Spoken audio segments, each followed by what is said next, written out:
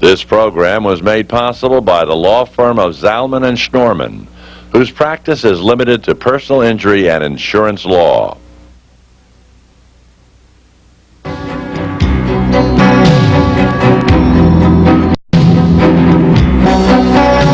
Welcome to Lawline with your host, Alan Schnorman.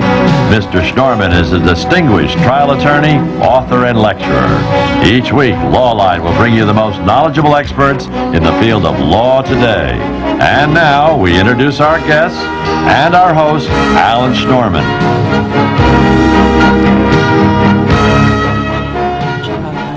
One day. Welcome to Lawline. The real estate slump of the last decade is becoming a distant memory as prices soar to an all-time high thanks to a booming stock market.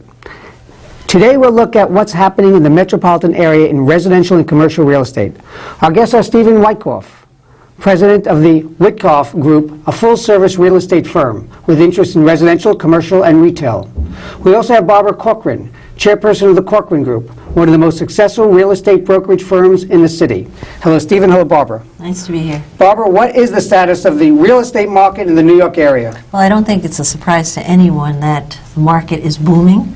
The last time we had prices at this level was at the height of the market in 1987. The new news today is that we have many, many more buyers wanting to buy properties than we have properties to offer. Well, what are we talking about? I know after 1987, the market got very soft, and in certain instances, you yourself and on this show has said it was down 30%, 40%, in some cases more. Yes. How has it come back now? Well, we've almost recouped all of our loss with most areas of Manhattan. Prices, as you know, went down. The extreme, frankly, was 40%, nothing more than that. Okay. So we've recovered that, except for the small units. They're still about 5% below where they were at the peak of the market. What's a small unit? A small unit is a one-bedroom, a studio, starter-type apartments that are obviously throughout the city. Condominium? Condominium as well as co-ops. They haven't caught up to the higher end of the market, but they're certainly at the cusp. Okay, Stephen, now, from your point of view, how's the real estate market? You're a developer. You're an owner. The real estate market is hot. I think it is. My opinion is probably no different than Barbara's. I just have a different perspective. When I first started buying, I'm in the business 11 years, Alan, but when I first started buying again after the slump, no one really wanted to be in the real estate marketplace. Today, everybody seems to want to be in the real estate marketplace. The market is awash in liquidity. There's plenty of money to be lent today, whereas 4 years ago there was really no money out there for commercial mortgages and so forth. We had to find ways to scrape by, but it is a pretty torrid market out there. Now, Donald Trump in his book said he always sells when everybody else is buying, and he buys when everyone else is selling. How does that? How do you feel about that statement? I don't disagree with what Donald has to say, and in fact, I had occasion to be with him the other day, and that very concept came up. But that being said, I think there's still some more opportunity in this marketplace. Several of the projects that we currently own, we see more value creation in those particular projects. So we're not going to be real sellers of some of the projects that we've been developing. We see more value added that we can bring to those projects. But I think you are seeing some sales out there. We just sold a building that we recently bought, 100 Wall Street, which was a 500,000 square foot office building on the corner of Wall and Water Street. We bought it approximately 1 year ago, and we just recently... How much? I'm curious as to how much money you made on this deal. Barbara. We're talking percentages. The only reason Barbara's asking me that question is because she wasn't my partner on that particular deal. But we've talked about arranging something in the future, Alan. We sold it. We bought the property for just under $40 million, and we sold it for close to $60 million. That's a profit. So Let me move a little closer to you. Barbara, in 1987, 10 years ago, the stock market crashed, went down 500 points, and the real estate market followed the next few years. Now, the stock market is booming today, but everybody's a little jittery about this market. It's been going on now for 5 years in a steady appreciation. Some point days are 100 points up. If the stock market crashes again, what's going to happen to the real estate market? Well, clearly, if it crashes the way it did the last time, I would think that the reaction would be similar in our market as well. But there are differences. Then, when the last crash happened, we didn't have a lot of foreigners who were capitalizing our market. Today, when you look at the typical new condominium being built, 60% of it's being bought by foreigners. So we're not as dependent on our local money now as we were then. So how does that sound? Am I selling you on It this? sounds like New York has become an international city. Thank you. Why didn't you tell me how to say that faster? That's right. I agree with you. Where are we going in the future, Steve? Everybody wants to know. Everybody reads what happened yesterday. Everybody sees the market has gone up. But if I'm in the market now and I want to buy something, is now the time to buy? Yes and no. That's Thank not you for a- a definitive statement.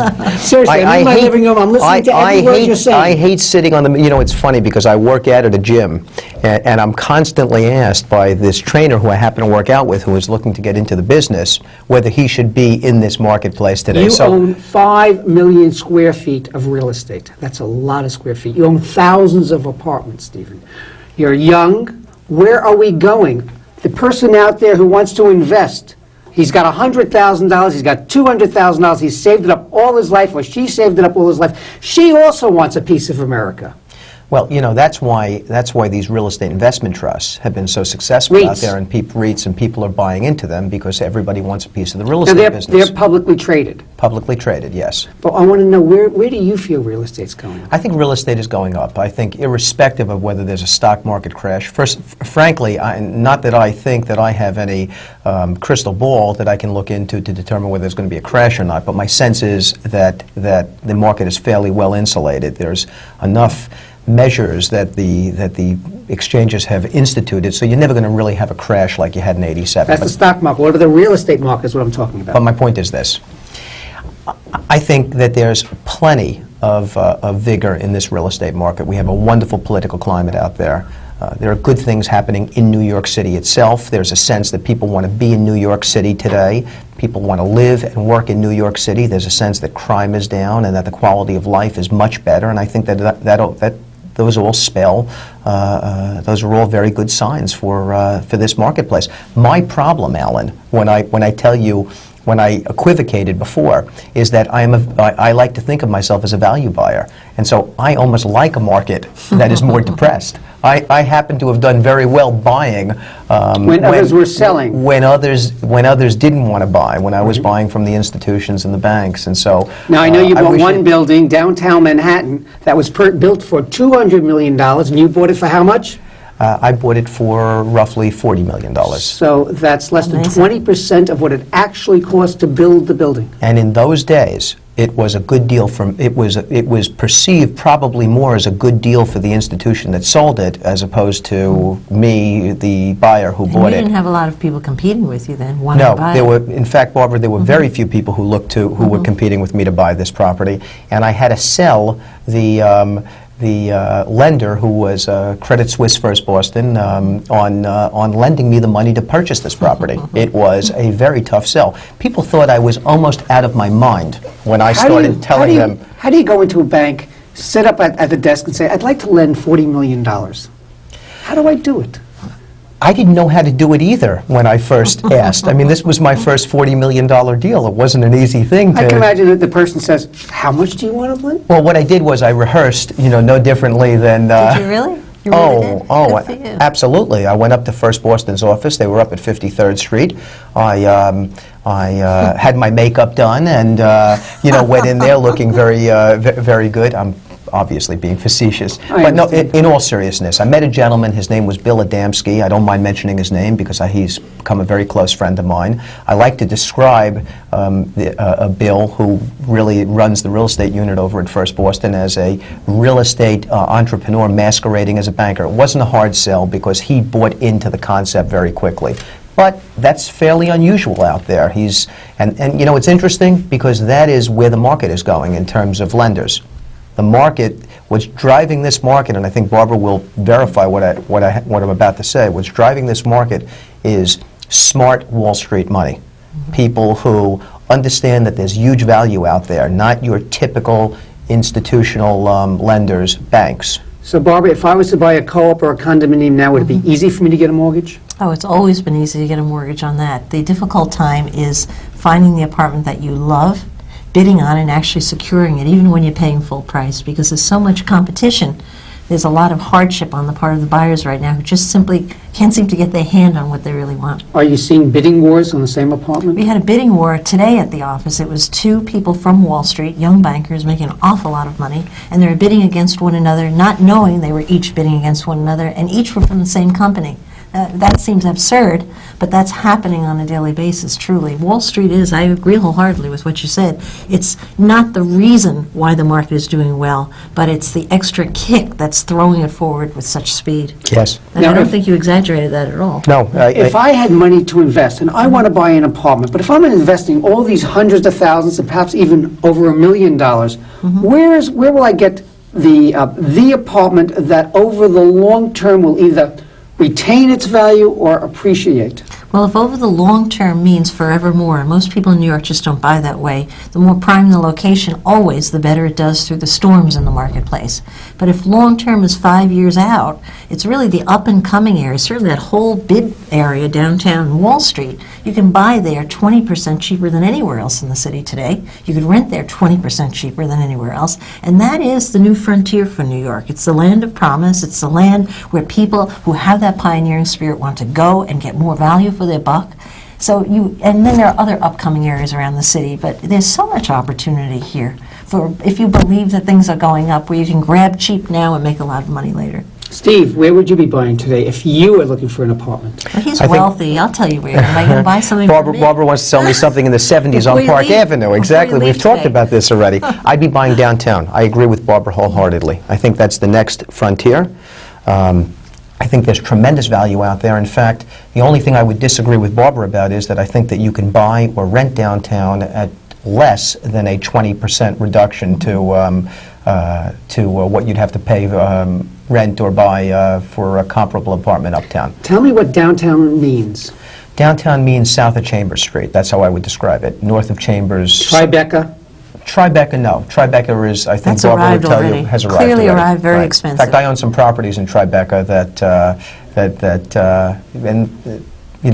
that has arrived. Are It's you got really tremendous- talking about Wall Street, Broadway, Water Street, Wall Street, South Broadway. Street, Seaport? If you look at some of the properties that have been developed, and Barbara's going to be more familiar with them, but let's talk about the Rock Rose development at 45 Wall Street, or the property that they have planned that is now in the construction 127 phase. John? 127 John, which I bid on.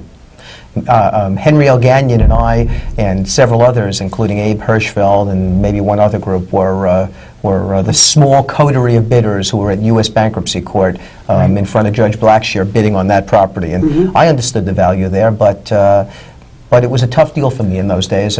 But he's a consummate developer, and he's going to do a wonderful project. I consider it to be, just so you know, the featured development downtown. Yes. It is absolutely... Already it has that spin, yes. It's a wonderful development, but at 45 Wall, he's rented up all the apartments. And Probably at 5 times the speed they ever anticipated. that's right. And Bruce Menon, who we both know, and good sharp guy who did a lot of development down at South Beach, and I think in large part turned the market down there. He came up and he did 25 Broad, and he is, for all intents and purposes, rented up. And they are rented up, Alan, at numbers that sharply exceed the projections that they made when they were first going out and getting construction financing. Barbara, you previously indicated the one-bedroom condominium market has not yet reached the level it was at the 80s. Is that a good place to buy now? It is, because it's so quickly catching up. But even the better place to buy, if you're a believer in the concept of co-op, and fewer New Yorkers, as time goes on, believe in co-ops anymore. But if you do believe in co-ops, the co-ops are even still further depressed than the smaller condominiums. You know, you could buy a co-op for less money than you could buy the same condominium On the for? same block. And probably the difference there today is roughly 30%, which is sizable. Why is that? There's a lot of reasons. One, in the recession, co-ops as a form of ownership really got a bad rap, I think. I think there was a lot of publicity about the board process. People typically who always sought out a cooperative for the protection aspect of having lovely neighbors or what have you, quite flipped over to the other side of the fence when they found that they couldn't sell at a high price, wanted to rent, the board wouldn't allow them, what have you. But most importantly, it was a spin put on the concept of co-op in the recession that made people become very cautious about buying a co-op. So that extra value has been piled on top of the value that was already existing for the condominiums. And we'll continue this conversation right after this Okay. break. You're watching Law Line. Stay tuned. You'll learn how to buy real estate. I'm Alan Schnorman, your host.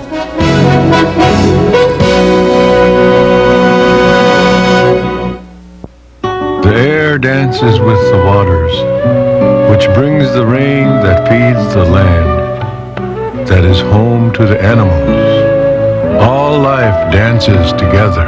In a world so connected, choosing one environmental cause can be hard. EarthShare is 40 environmental charities working together. You and your company can help by calling 1-800-MY-SHARE. All life lives, or doesn't, together.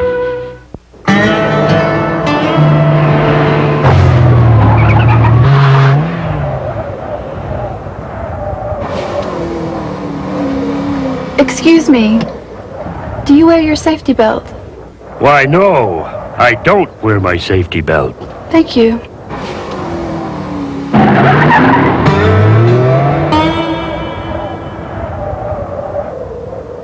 You could learn a lot from a dummy. Buckle your safety belt.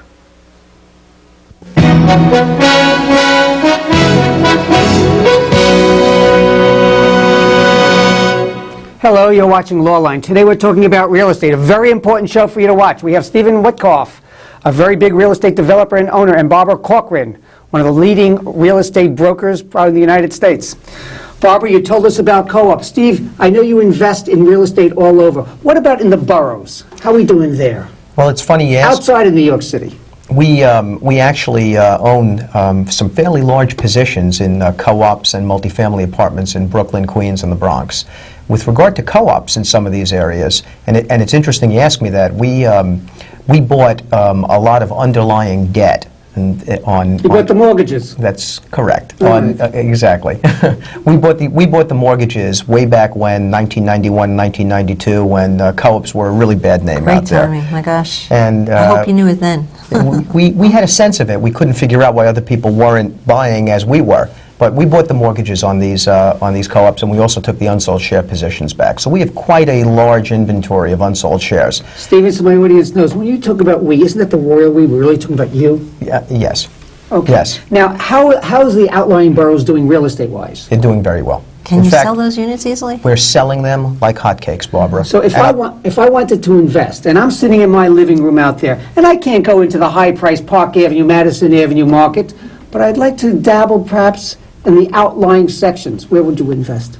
Well, what you're seeing now, it's interesting you say that, is you're seeing a lot of small investors who are buying blocks That of makes sense. unsold apartments. And why? Because you can rent these apartments and cover your maintenance and your operating costs on them and still make some money, and then ultimately you can sell them at quite a substantial profit. We are selling these apartments like hotcakes. Are there And restrictions on who you rent to, or how long the leases be, or anything some of like the co-op boards have restrictions, but generally they're uncontrolled apartments. They've been destabilized or decontrolled. Steve, are there areas in Queens and Brooklyn that you're concentrating on, whether it's Park Slope, Bay Ridge, Flushing? We like Queens in general as a suburb. We just bought, I don't know if you're familiar with the Fresh Meadows complex. Very large, off the LIE, I am. That's correct. We bought that complex in partnership with Insignia. It's roughly 3,400 apartments, just great, stable, working-class, middle-class housing. And it's housing that can't be replicated. Queens, I've always felt, was a wonderful borough to invest in, and so we've been very active there. We have some positions in Astoria. We bought the underlying debt on the Acropolis, which was another large apartment complex there. Barbara, let me ask you this. Let's assume I'm out there, I'm watching this show, and I'm hearing about all this real estate, and the prices are up, and the buyers are fighting to buy my apartment. Now maybe I'm saying, maybe it's a good time for me to sell. The tax law has changed. I could take a $500,000 profit on the apartment and put that money in my pocket. I don't have to pay any taxes on it. How do I know what to ask for my apartment in this market at this time? You go to Barbara Corcoran. No, I'm afraid that's not good enough here. I think the best thing to do is to really get 3 very independent opinions from 3 very independent companies, because you'll find that in this market it's very difficult for a broker to frankly price accurately. Usually as brokers, what we use as our guide is what the last unit sold for, and in today's market that's not a good gauge anymore. So you need to know what the last unit sold for, and more importantly, you need to know clearly what's competing with that apartment. And very often there's very little. So what might appear as a good price in one broker's eye might appear as not aggressive enough. And when you get 3 opinions, what happens is you wind up feeling comfortable with the range. And then I suggest you ask more anyway. Because in than- asking more, it doesn't, if it's 100% more, it's ridiculous. But if you ask another 10% more, it will not make people gun shy about bidding on your unit. So nothing's worse than feeling like you didn't get enough money for your apartment or you haven't met the market that's right here today on Tuesday or Wednesday, whatever day it is. I mean, if you had to gauge how the market has moved, let's assume the last 12 months, last 18 months, how far has it moved? It's moved up in price across the board almost 12% if you average In the everything last year? together. Yes, within the last 12-month period. But if you, depending upon your unit size, if you're the owner of a 6-room apartment in a very good location, you could see a gain of almost 18% in that same 12 months. So you can't really analyze it that way. The best thing is 3 real clear, good opinion and querying what's the opinion based on. Now, before you discuss that a co-op is selling for less than a condominium. The same unit, if it's called co-op, is selling for, I think you said 30% less? Yeah, roughly, Than yes. a condominium if it was on the same block, the same everything exactly. Do you feel the co-op market, that this is, let's assume, an advantage, that you could take advantage of this situation and that it may catch up? As a buyer, you mean? Or As a buyer, and now I'm thinking of buying. As a buyer, clearly, but I think even as a buyer, the buyers today, because we've come through a recession, are more savvy than they ever were before. They don't just say, how well can I do as a buyer? They also ask the equally important question, how well am I going to do as a seller? And I think you can get a better deal as a buyer on the co-op, but then you also have to ask 3 years, 5 years out, am I going to get a better deal as a seller with the co-op? And sometimes those differences are erased totally because the condominium is gaining in stature, image, and value as compared to the cooperative in New York today. Now, Steve, I know the residential market, there are very few apartments for rent. Yes? And landlords like yourself basically can ask 4, 5, 6%, 7%, even more if an apartment becomes available, if it's not rent stabilized. I mean, how long do you see this glut, not a glut, but the opposite of a glut, the shortage Of of buyers, though. yeah, Of buyers. of That's what you renters have, renters. on the market? In other words, usually what happens is the real estate market goes to absorb these apartments by building. That's right. So how long are we going to have, in your opinion, this shortage of apartments? I think that, first of all, in the buildings that we run, and we have probably 5,000 rental apartments, we have maybe a 2% vacancy factor. And if we That's could, nothing. And if we could rent up fast enough, we would probably that would probably diminish. You just can't get apartments out there today. I think for the foreseeable future, it's going to be like that. Now, the downtown, this downtown revitalization plan that was promulgated by Mayor Giuliani, pursuant to which all these apartments are being built. The tax advantages. That's right. Right. That provides, finally, New York City with giving, with being able to create this affordable housing, and that's just what's being done downtown. You're seeing probably 6,000 to 8,000 units come on stream. Would you say that, Barbara? Without a great deal of fear about them being absorbed. No, they're going to be absorbed very, very, So much very people quickly. are waiting for them to come on stream. You know, you have an influx of, this is a very dynamic town. You have an influx of immigrants every single day. People need a place to live. And the problem with New York City was that if you built on the Upper East Side, you had to make, you had to be in the upper tier of the socioeconomic strata to rent even a one-bedroom or a studio up there.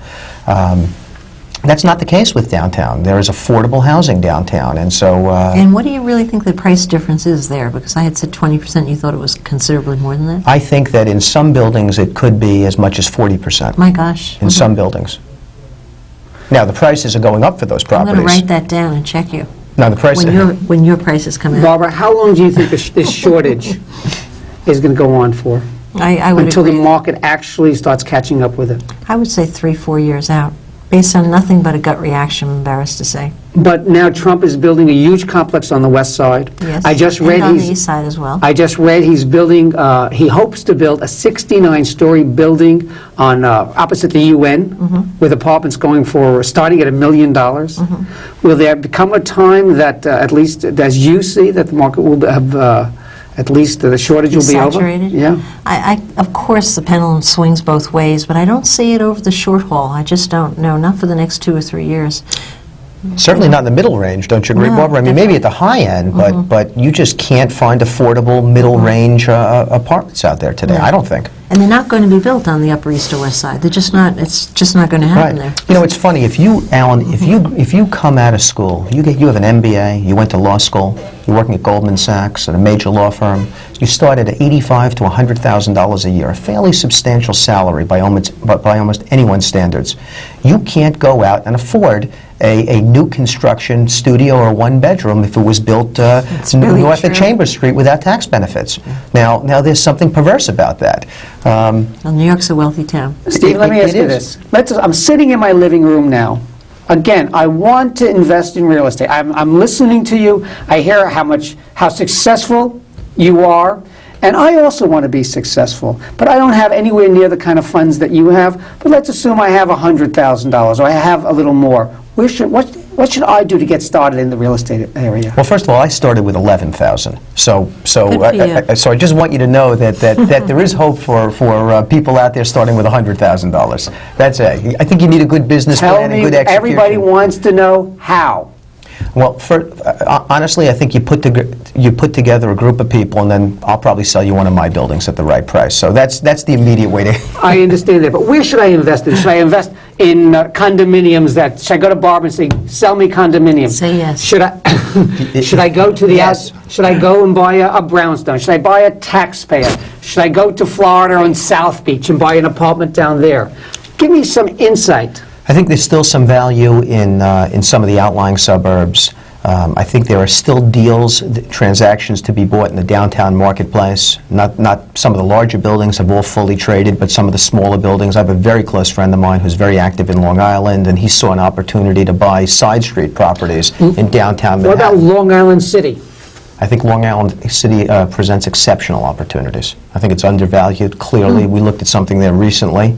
And I think it presents exceptional opportunities. What about places in Brooklyn, Park Slope, Prospect Heights? I think that Park Slope and Brooklyn Heights are probably, from a multifamily perspective, residentially speaking, they're probably fully priced markets. They've been like that. Fully priced. Fully So there's no priced. opportunity there. Brooklyn Heights has always been a strong market. Would you not agree, Barbara? Always. I mean, Feeds right off. Where are the value markets? I think the value markets are, there are some parts of Queens.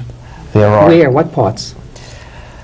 It's hard to say, Alan, because there are so many buyers out Well, you're thinking there. about that. I'm going to bring people back to Manhattan, because I must say, if you have just a little bit of money, you could buy a very small condominium in New York City without going out to outside of Manhattan, and you could buy a small apartment for a very cheap price on the Upper West Side, Lower Manhattan, fringe areas, Alphabet City, and then you can rent it out and you can make money, and that's your beginning. And I have seen more very young people become investors little by little over just a few years period of time without having to buy a whole building. I happen to agree with that, by the So way. it's such a, it's not, it's Barbara not Corcoran, complicated. thank you very much for being on Lowland and telling us how to invest. Steve Witkoff, again, thank you My so pleasure. much for being on Lowline. Pleasure. And this was a wonderful show, and hopefully we've all learned a lot from this show. And this is Alan Schnorman. Thank you for watching Lowline.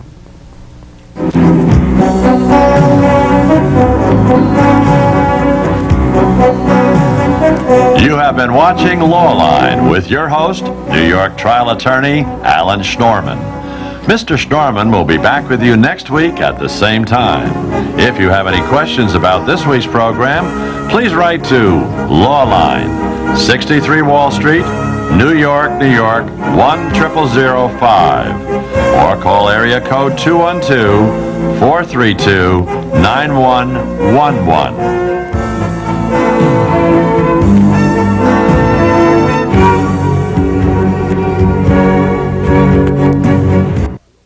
This program was made possible by the law firm of Zalman and Schnorman, whose practice is limited to personal injury and insurance law.